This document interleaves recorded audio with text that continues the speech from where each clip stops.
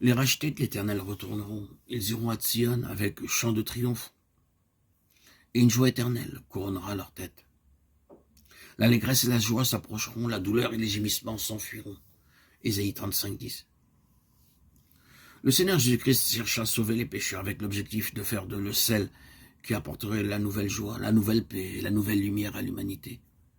Le Seigneur Jésus-Christ vint dans le monde pour donner la joie. De tout temps, les gens ont eu un grand désir de se procurer la joie, mais ils ne savent pas comment l'obtenir. Ils ne savent pas qui est Dieu, où il est, ni comment le trouver et lui parler. Je me souviens de la faim et la soif que j'avais lorsque j'étais inconverti. Sur l'enseignement de la religion sikh, je pensais que Dieu était très éloigné et je me demandais comment les êtres humains pouvaient s'approcher de lui.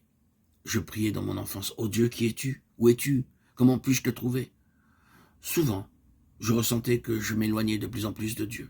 De même, beaucoup d'hommes, à travers les âges, cherchèrent Dieu, aspirèrent à la paix, essayèrent de le connaître. Ils ont bien souvent sombré dans le désespoir. La joie céleste doit être partagée avec les autres.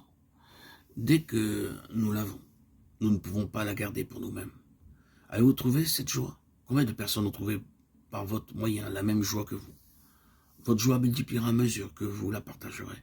Notre Seigneur dit, vous êtes le sel de la terre, où que vous soyez, vous répandrez le bonheur. Nous devenons le sel pur en ayant un esprit pauvre et un cœur brisé.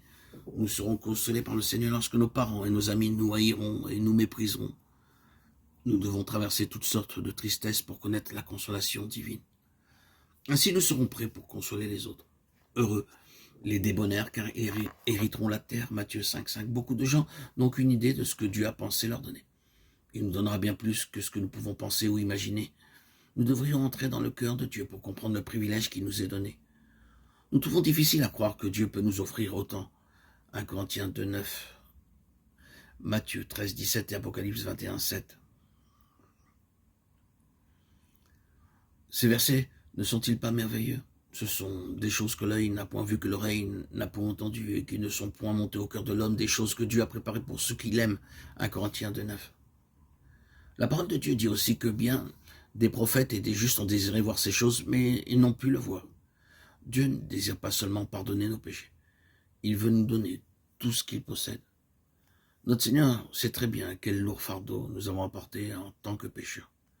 Aussi notre Seigneur dit à tous, « Venez à moi vous tous qui êtes fatigués et chargés. » Quelle affectueuse invitation. Le Seigneur Jésus voulait payer le prix pour nos péchés. Il le paya pleinement, même pour nos pensées et nos imaginations pécheresses. Notre Seigneur vint dans le monde pour recouvrer toute perte. Il ne sera pas satisfait jusqu'à ce que nous recevions toutes choses de Dieu, tout en plénitude, comme conçu dans le cœur de Dieu. Nous le pouvons en apprenant la douceur. C'est le pas pour devenir le bon sel.